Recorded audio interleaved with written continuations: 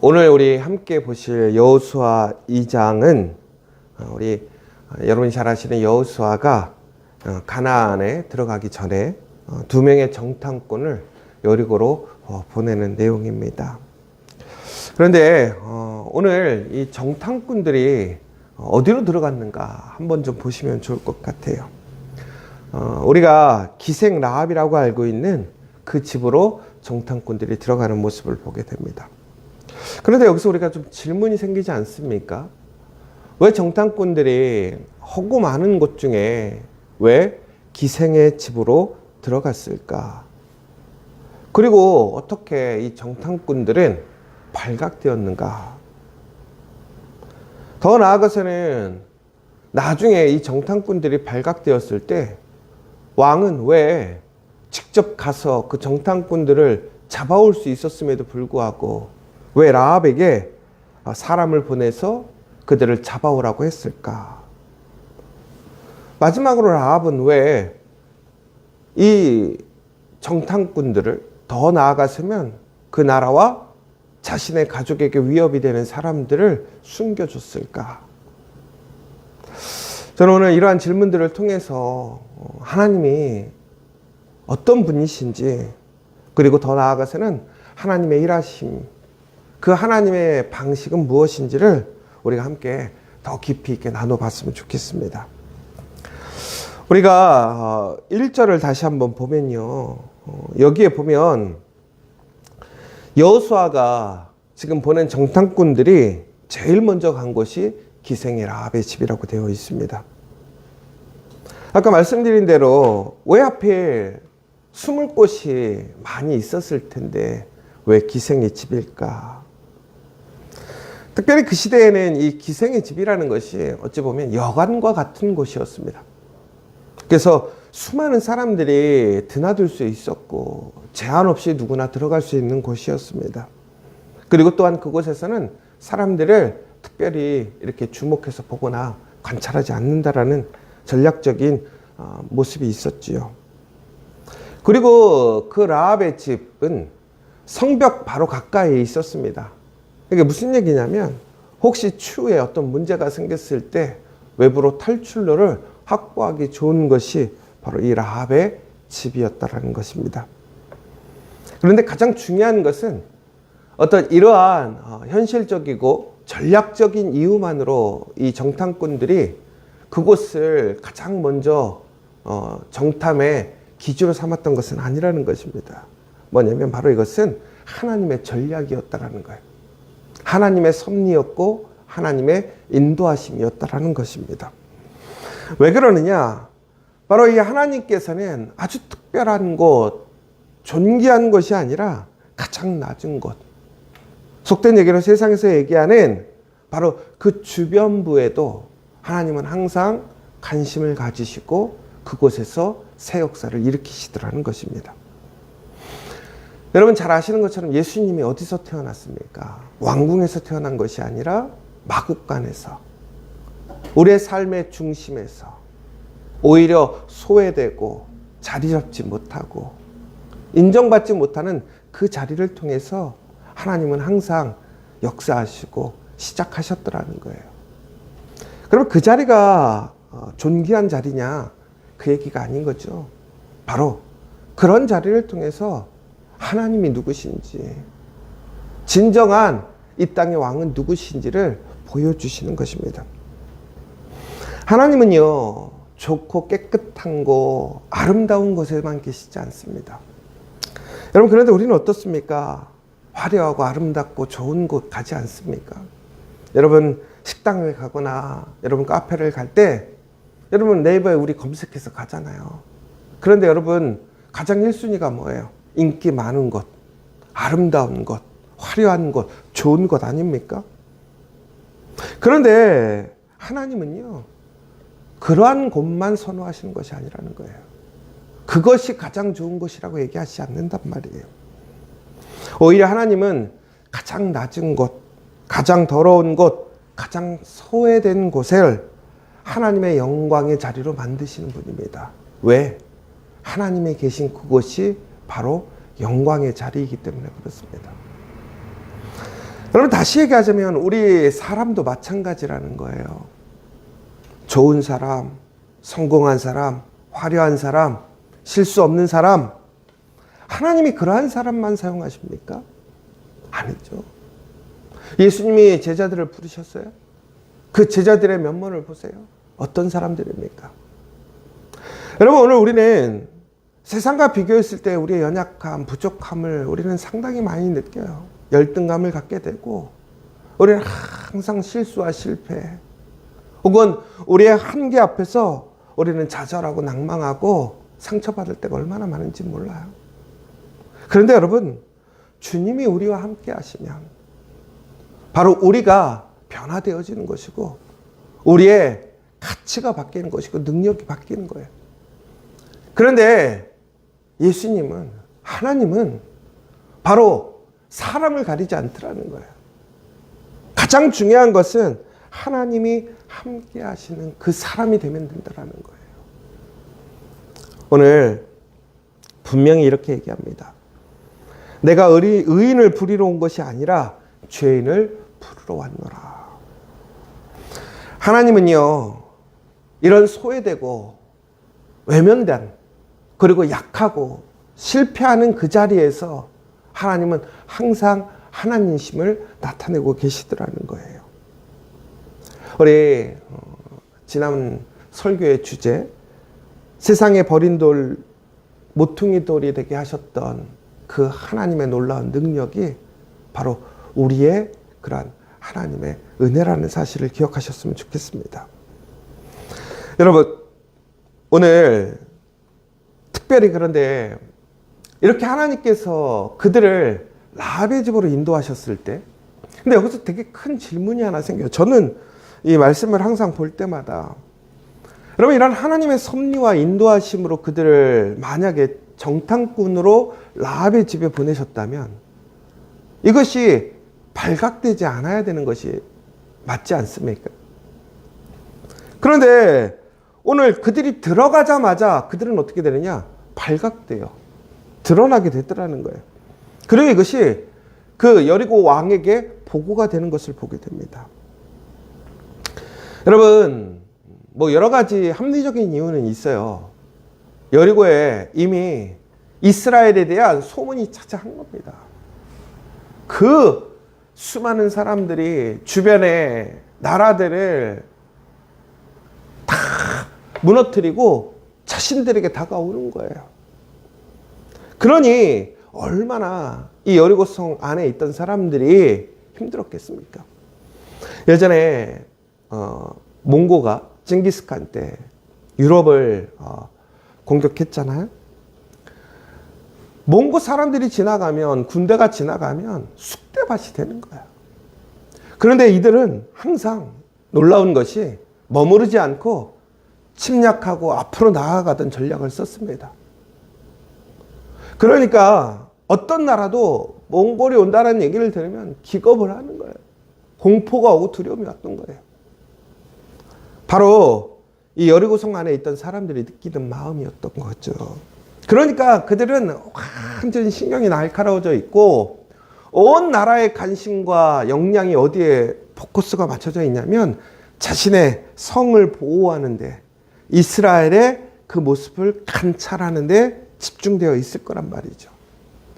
더 속된 얘기로 하자면, 여러분, 이스라엘만 정탐꾼을 보냈겠습니까? 여리고에서도 정탐꾼이 나가겠죠. 그리고 성을 얼마나 면밀히 살피겠습니까? 성이라는 것이 여러분 지금처럼 우리가 살고 있는 서울, 아무 데서나 들어올 수 있지만 예전에는 성이 들어올 수 있는 문이 따로 있었어요. 그 문만 지키면 그 성으로 들어올 수 없던 시대란 말이에요. 다시 얘기하자면 문만 잘 관찰하면 누가 들어가고 나가는지가 보이더라는 거죠. 그런데 오늘 보지 못했던 사람들, 모습이 다른 사람들, 그러한 사람들 두 사람이 들어와서 라합의 집으로 들어가더라는 거예요. 아마 이 여리고의 사람들도 몇몇 장소를 주목했을 거예요. 왜? 외지인들이 들어와서 일반 사람들과 섞이기 쉬운 장소가 어디인가, 이 사람들도 쉽게 알겠죠. 여러분, 그런데 여기서 근데 하나님은 이렇게 당연히 드러날 일을 왜 기생의 집, 라합의 집에 보내셨을까? 그런데 더 문제는 뭐냐면요. 이것이 드러남으로 인해서 그들이 위험에 노출되게 되었다는 것입니다. 긴박한 상황에 놓이게 된 거죠. 여러분, 그런데 이것 또한 하나님의 섭리라는 거예요. 하나님의 계획이라는 거예요. 그러니까 라합의 집으로 이끄신 것도 하나님의 계획이었고, 더 나아가서는 그 과정에서 그들이 안전하게 보호받는 것이 아니라 오히려 위험에 노출되고 그들이 위험에 처음하게 되게 했던 것이 하나님의 계획이고 섭리였다라는 것입니다. 그런데 우리는 이렇게 생각하지 않습니까? 하나님이 계획하시고 인도하는 일이라면, 하나님이 동행하시는 일이라면 순조롭게 진행돼야지. 문제가 없어야지. 오히려 내가 일반적으로 다른 사람들과 동일한 그런 위험과 어려움이 생긴다면 하나님이 과연 나와 동행하는 것인가? 그런데 하나님께서 왜 그렇게 행하셨느냐라는 거예요. 왜 그들이 드러나게 하시면서까지 라합의 집으로 그들을 보내셨는가라는 것입니까? 그들이 라합의 집에 숨어야지만 그것을 정탐할 수 있었던 것이 아니라 바로 여리고 안에 있는 라합에게 구원의 기회를 주시기 위함이었다라는 것입니다. 바로 라합이 그 위기의 순간, 결정의 순간 그의 믿음을 결정할 수 있는 은혜를 주셨다라는 거예요. 여러분, 우리가 무엇인가 하나님 앞에서 위기와 어려움을 경험했을 때 그것은 단순히 우리에게 오는 시험이 아니라 오히려 믿음의 기회인 것을 기억하시기 바랍니다. 나의 믿음을 결정할 수 있는, 내 믿음을 선택할 수 있는 순간이라는 거예요. 그런데 우리는 어떻게 봅니까? 그 상황을 우리는 두렵고 문제 있고 안 되는 것으로 생각하지 않습니까? 하나님께 원망하고 좌절하고 방황하는 시간으로 갖고 있지 않습니까? 그러나 하나님의 계획은 무엇입니까? 하나님이 아심에도 불구하고 왜 우리를 위험하게 만드시고 불편하게 만드시고 나의 삶을 뿌리채 흔들어 놓을 수 있는 위기를 만들어 놓으시냐는 거예요. 라합에게 정탐꾼들이 왔을 때 과연 그것이 라합에게 처음에 좋은 소식이었을까요? 아니죠. 그러나 그 위기의 순간 라합은 선택해야 했고, 그는 왕의 명령을 따를 것인가, 아니면 하나님의 편에 설 것인가를 선택하게 되었다라는 거예요. 그런데 여러분, 이것이 은혜라는 거예요. 하나님 앞에 설 수 있다라는 선택을 할 수 있는 그 자리에 서 있는 것이 은혜임을 기억하시기 바랍니다.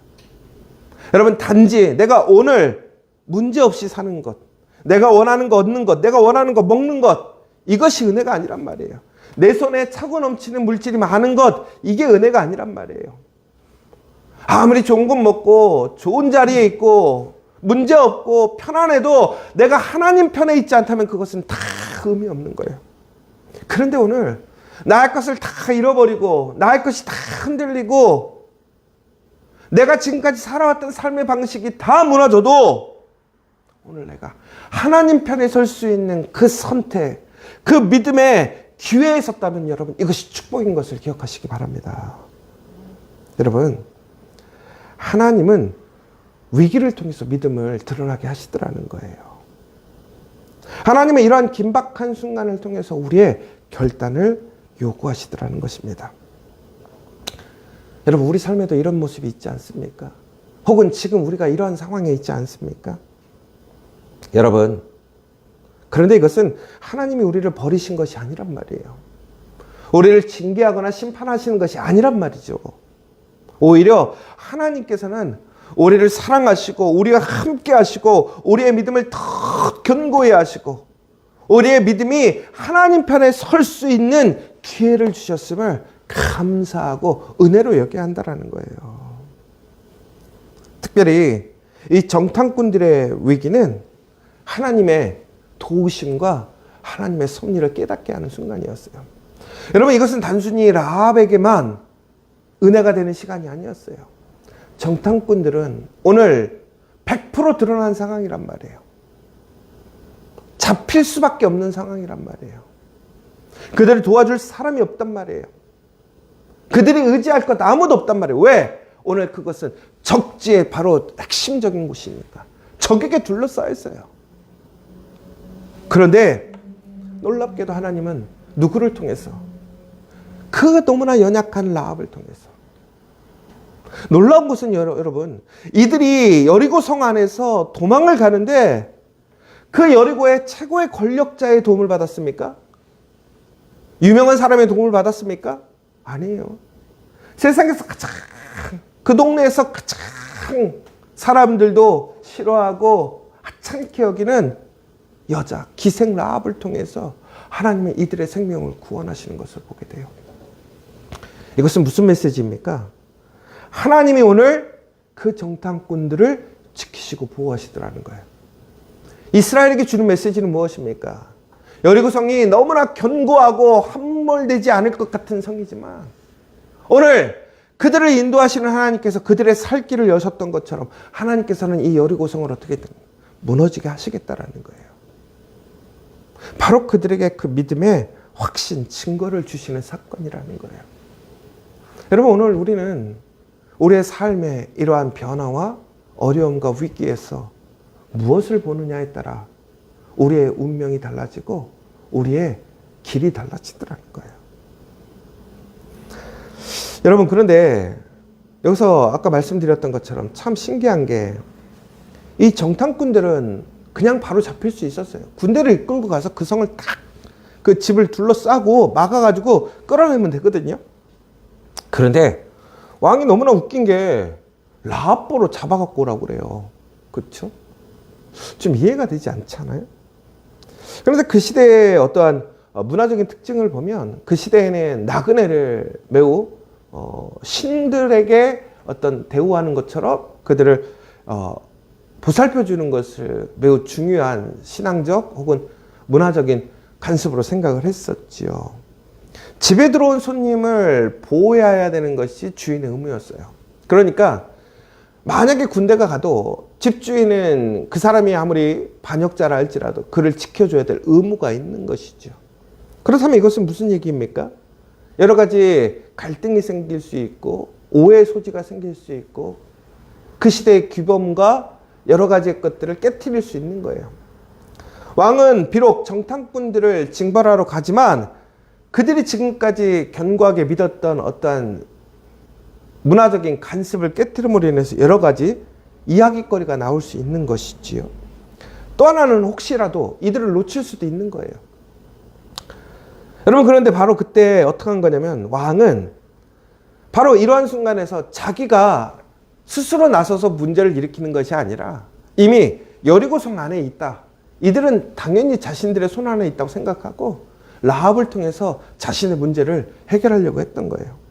저는 이 모습에서 이게 세상 사람들의 모습이 아닌가. 사람들은요, 보면 항상 손 안 대고 코 풀라고 하잖아요. 자신은 손해보지 않고 피해보지 않으면 남의 손을 통해서 더럽고 힘든 일을 하려고 할 때가 얼마나 많이 있습니까? 이게 바로 세상의 권세를 가진 자, 왕의 방식이란 말이에요. 책임을 전가하고 자신을 항상 손해받지 않으려고 하고 혹시라도 모를 비판이나 위험을 감수하지 않으려고 해요. 그리고 오직 그것을 누군가 남에게만 전가하려고 하는 것이 바로 세상 사람, 세상의 왕의 모습이라는 거예요. 여러분, 그런데 이 왕의 모습 속에서 우리는 오늘 라합이 결정을 해야 된단 말이에요. 진짜 이런 왕, 현실적인 위협을 주고 자신을 압박하는, 자신뿐만이 아니라 자신의 가족까지도 위험에 처하게 하는 왕을 따를 것일까? 아니면 그저 소문으로 들었던 그 강력한 이스라엘 하나님을 따를 것인가? 여러분, 그런데 이것은 위기가 아니에요. 아까 말씀드린 것처럼 오늘 우리가 하나님을 선택할 수 있는 선택지가 있다면 이것은 결코 위기가 아닙니다. 시험이 아니라는 거예요. 여러분, 오늘 우리는 무엇인가 결정하고 따라갈 때에 하나님을 선택할 수 있는 선택지에 대해 감사하신 적이 있습니까?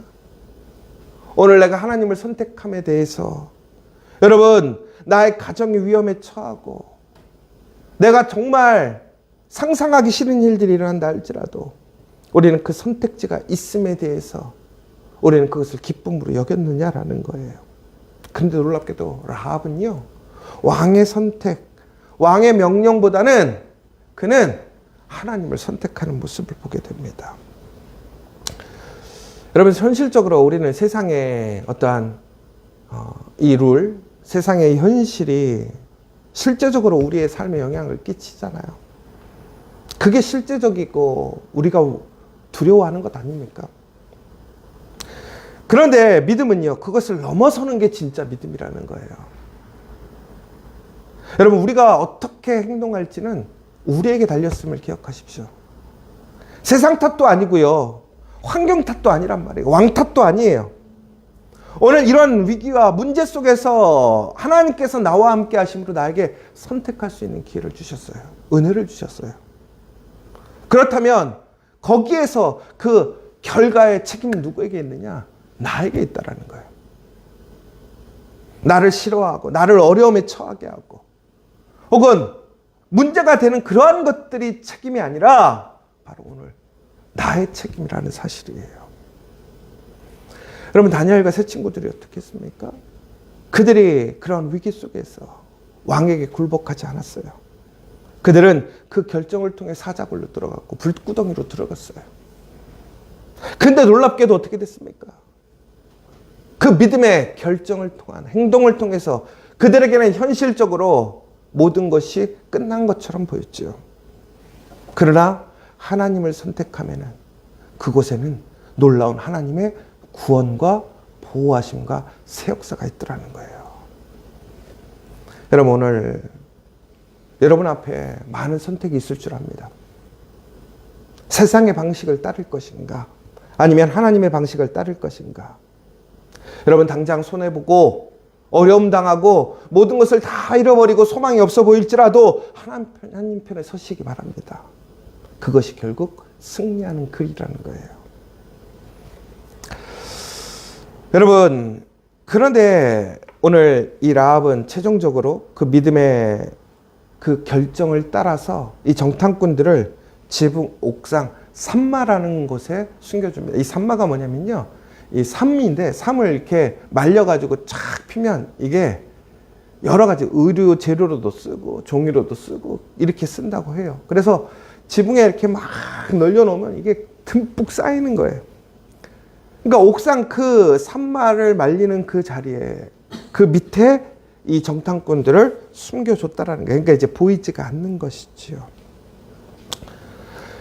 오늘 군인들이 찾아왔지만 라합은 그들이 이미 떠났다라고 얘기를 하고 있습니다. 오늘 라합은 왜 그러면 그렇게 행동했는가? 바로 하나님이 그를 구원할 소망이고 핵심이라고 생각했던 거예요. 바로 히브리서 11장 31절은 이 믿음의 그 기생 라합에 대한 이야기하고 있습니다. 믿음으로 기생 라합은 정탐꾼을 평안히 영접하였으므로 순종하지 아니한 자와 함께 멸망하지 아니하였도다. 야고보서 2장 25절에도 나오는데요. 기생 라합이 사자들을 접대하여 다른 길로 나가게 할 때에 행함으로 의롭다 하심을 받은 것이 아니냐. 여러분, 우리 신약 성경에서는 라합의 행동을 믿음과 행함으로 이야기하고 있더라는 거예요. 여러분, 진정한 믿음은 행동으로 이어지는 것입니다. 그저 말이 아니라는 거예요.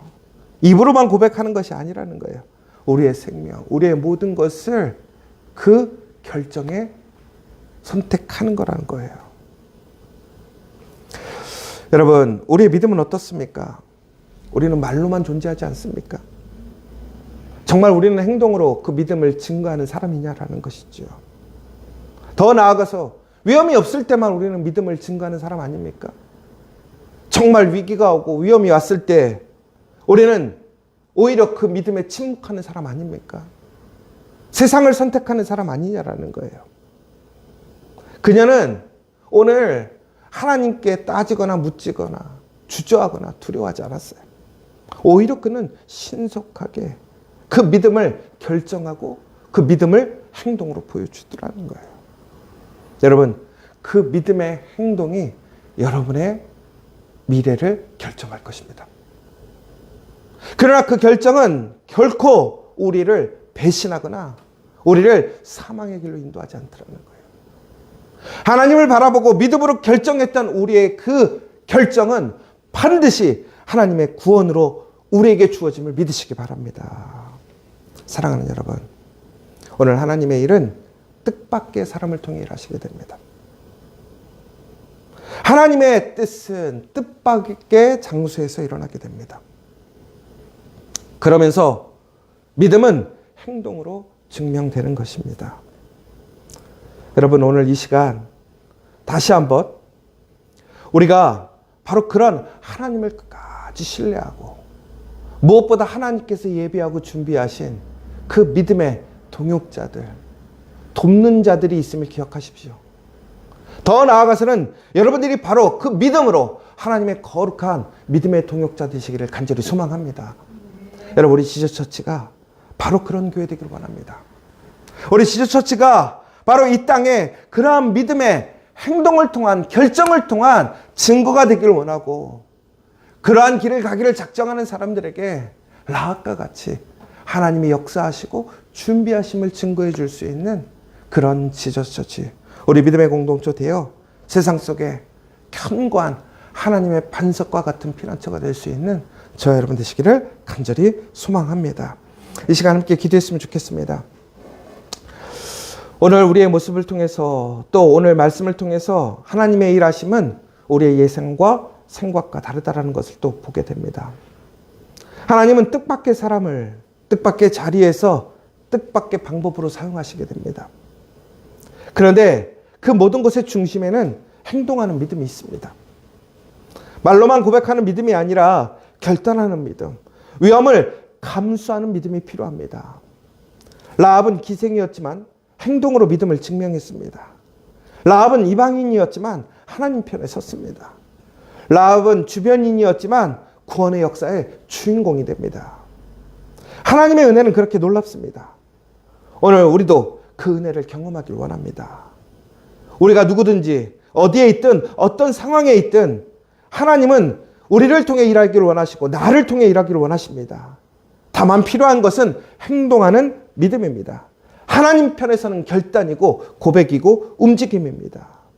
오늘 이 시간 우리가 그렇게 되기를 원합니다. 작은 자리에도 충성스럽게 서 있기를 원합니다. 하나님의 설립리를 신뢰하고 행동으로 믿음으로 증명하기를 원합니다. 세상의 압박과 위험 속에서도 하나님의 편에서는 용기를 갖기를 원합니다. 하나님 오늘도 뜻밖의 사람을 찾고 계시고 뜻밖의 자리에서 일하실 준비를 하고 계십니다.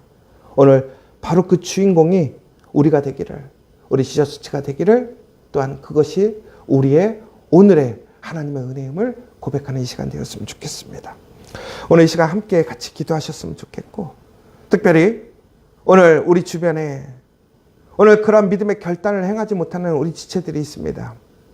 오늘 우리들의 이야기가, 우리의 모습이 그 증거가 되고, 라합과 정탐꾼의 모습처럼 오늘 우리의 삶의 모습이 이 땅 가운데 그 이야기가 되기를 원합니다.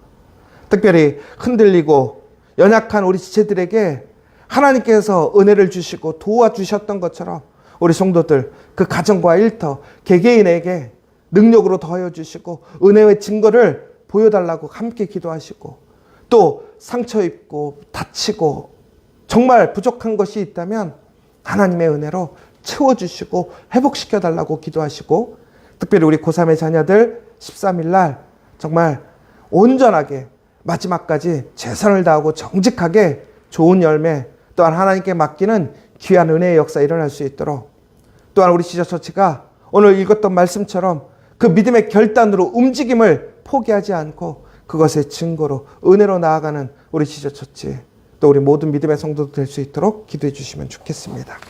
우리 주기도문으로 마치도록 하겠습니다. 하늘에 계신 우리 아버지, 아버지의 이름을 거룩하게 하시며 아버지의 나라가 오게 하시며 아버지의 뜻이 하늘에서와 같이 땅에서도 이루어지게 하소서. 오늘 우리에게 일용할 양식을 주시고 우리가 우리에게 잘못한 사람을 용서해 준 것 같이 우리 죄를 용서해 주시고 우리를 시험에 빠지지 않게 하시고 악에서 구하소서. 나라와 권능과 영광이 영원히 아버지의 것입니다. 아멘.